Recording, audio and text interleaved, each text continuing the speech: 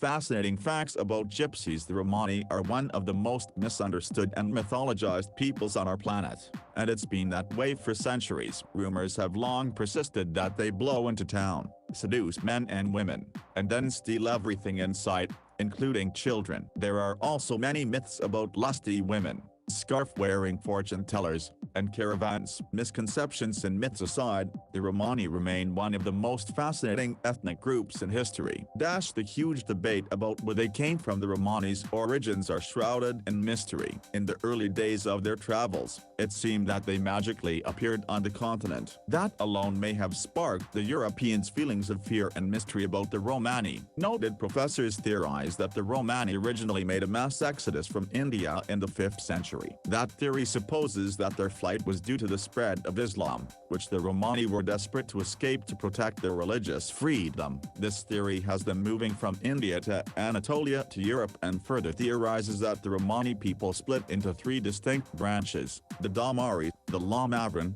and the Romani, during their mass exodus. However, noted professor and Romani activist Ian Hancock does not support the theory. Instead, he proposes that there were as many as 3 separate migrations over a span of several centuries. Hancock used linguistics to further support his theories, but was met with opposition to them. Their nomadic lifestyle isn't always by choice. The Romani people have long been subject to exotification, whether it's the casual use of phrases like gypsy soul, free-spirited, or the seduce verikai. The Romani people are constantly stereotyped as a people who willingly move wherever they will. According to the stereotype, they prefer to live outside the mainstream and eschew societal norms for a shifting nomadic lifestyle replete with colorful caravans and dancing. The truth of their shifting, moving existence is far bleaker. For centuries, the Romani people have often been forcefully expelled from the countries in which they lived. That forced expulsion continues today. It is common for large numbers of the Romani people to be forcefully deported to other countries. Many have theorized that the truest reason for the nomadic existence of the Romani people is also the simplest: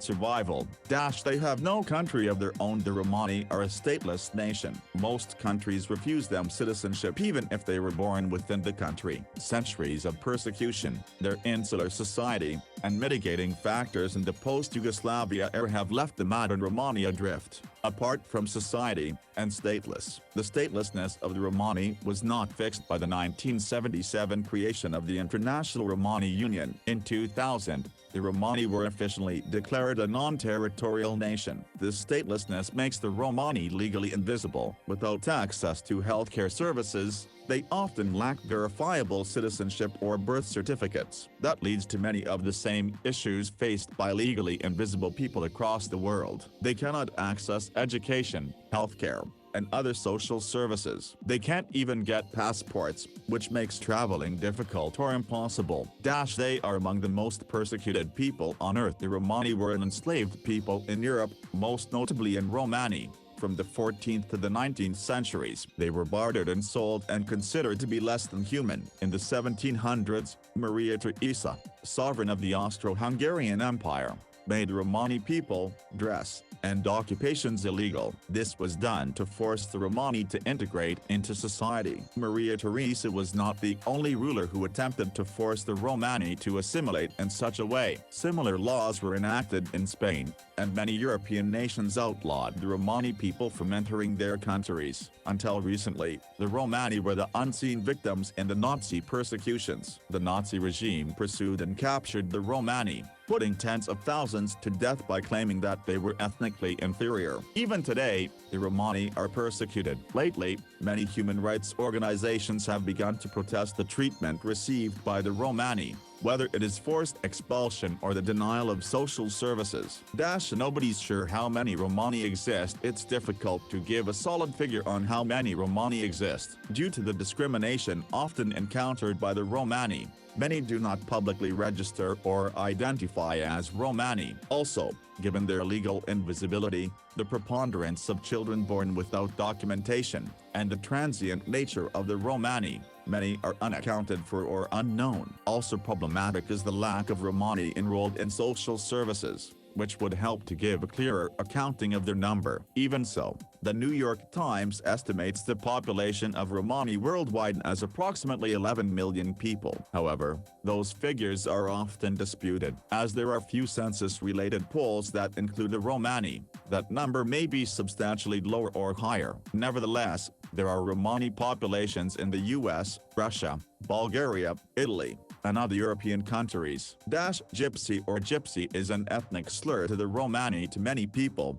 The term gypsy simply means someone who is nomadic and is not considered a racial slur. But for the Romani, the word has sinister overtones. For example, according to the Oxford English Dictionary, the word gyp was derived from gypsy, and gyp refers to a criminal act. The Romani, who were often called gypsies, were seen as outsiders and thieves and actually had the word gypsy tattooed or branded onto their skin during the Nazi regime. Ian Hancock, noted linguistics professor and Romani activist, described the word gypsy as a label applied to ethnic people who were considered outsiders. Like many racial slurs, gypsy has been used over the centuries to oppress the Romani, to single them out as different, and to perpetuate a stereotype. The Romani do not refer to themselves as gypsies and consider the usage of the term to be derogatory. They're not any more magical than the rest of us. There are many myths surrounding the Romani. One such myth is that they possess centuries-old magics, passed down through lineage and training. The myth seems to be framed around tarot cards, crystal balls,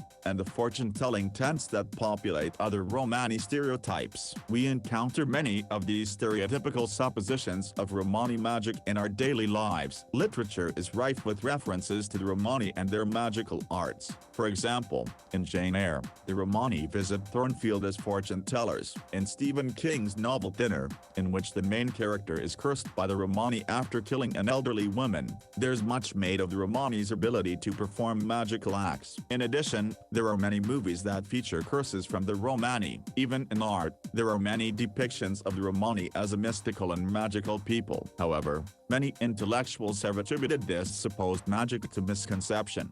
No formal religion in European folklore, it was often said that the Romani made a temple out of cream cheese. Supposedly, they ate it when they got hungry during a period of severe famine. This left them without a church or religion. That's probably not true, but it is true that the Romani have no official religion. Usually, they join the church that is most prevalent in the country in which they live. There are plenty of traditional Romani beliefs, however, but these may or may not be practiced as part of their religion. Ian Hancock has debunked the previously held beliefs that the Romani had no formal religion before and after the Exodus. In his writings, he points to many connections between the Romani and Hinduism.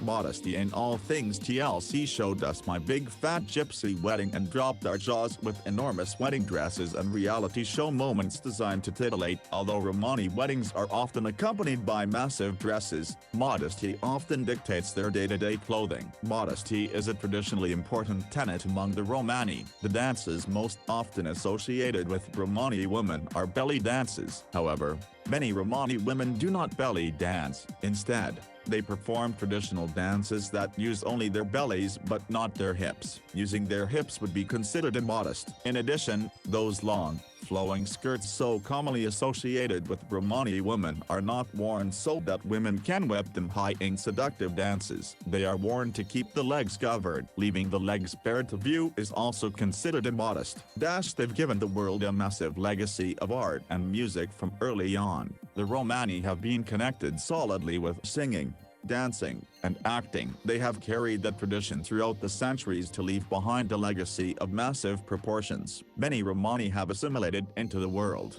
leaving legacies of their talents and culture. The list of famed musicians with Romani backgrounds includes Kesha, Neon Hitch, Cher Lloyd, Jerry Mason, and Django Reinhardt. Famed LGBT author Mikey Walsh and Pilgrim's Progress author John Bunyan are two of the many Romani who have given us memorable books. In addition, many famous dancers come from Romani backgrounds. These artists include Carmen Amaya, who is widely hailed as the greatest flamenco dancer of all time. Maybe they are magical after all.